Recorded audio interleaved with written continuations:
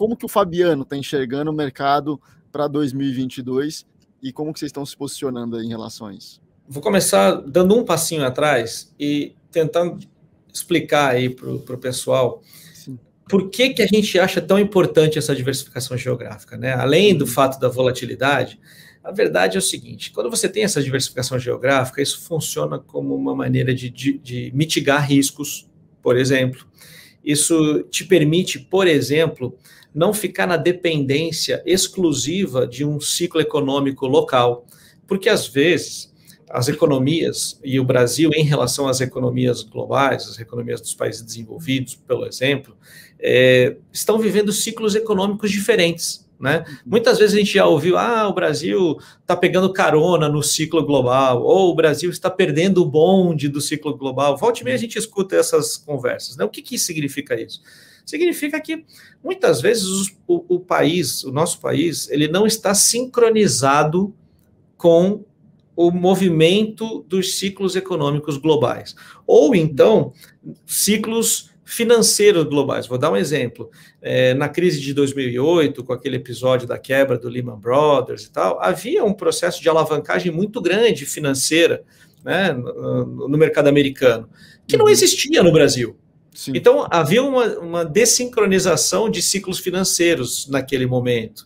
Ou então, ciclos políticos diferentes. Por exemplo, a gente, como você mencionou, vai enfrentar uma eleição ano que vem, e nós estamos vivendo um ambiente super polarizado no Brasil, uma eleição super polarizada está se prenunciando. Ao passo que, fora do Brasil, essa questão do ciclo político faz um pouco menos de diferença, em especial nos países desenvolvidos. Então, uma das grandes vantagens dessa diversificação geográfica é você ter essa oportunidade de experimentar ciclos que muitas vezes são diferentes, sejam eles políticos, financeiros ou econômicos, e isso te ajudar a construir uma carteira, construir um portfólio que te dá a possibilidade de ter posições descorrelacionadas entre si. Né? Porque é muito comum, quando a gente investe exclusivamente no Brasil, vamos dizer assim, se eu estou otimista com o Brasil, o natural é o quê? Eu vou comprar bolsa, eu vou vender o dólar contra o real e eu vou aplicar juros, seja pré-fixado, seja a inflação. Né? De forma geral, esse é o chamado kit Brasil. Né?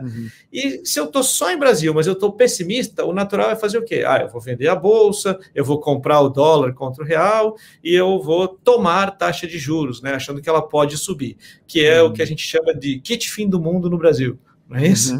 Então, assim, para você fugir desse ou kit Brasil ou kit fim do mundo só com ativos brasileiros, essa diversificação geográfica te ajuda nisso. Mas voltando à tua pergunta original, né? O que a gente está vendo no Brasil hoje? A gente está vendo justamente isso, um ciclo diferente do ponto de vista político, né? E, consequentemente, vai ter impactos econômicos diferentes aqui.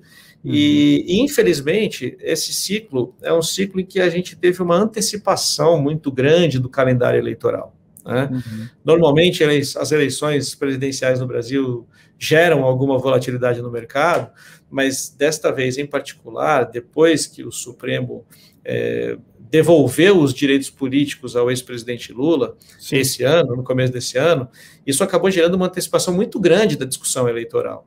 E, infelizmente, isso pegou a gente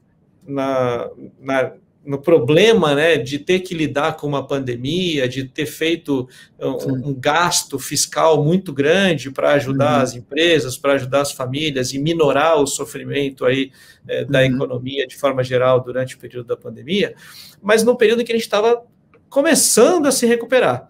E aí o fato de ter antecipado esse calendário eleitoral acabou gerando maus incentivos, seja para o executivo, seja para o legislativo, quando a gente trata do nosso, talvez hoje, principal problema, que é o nosso problema fiscal.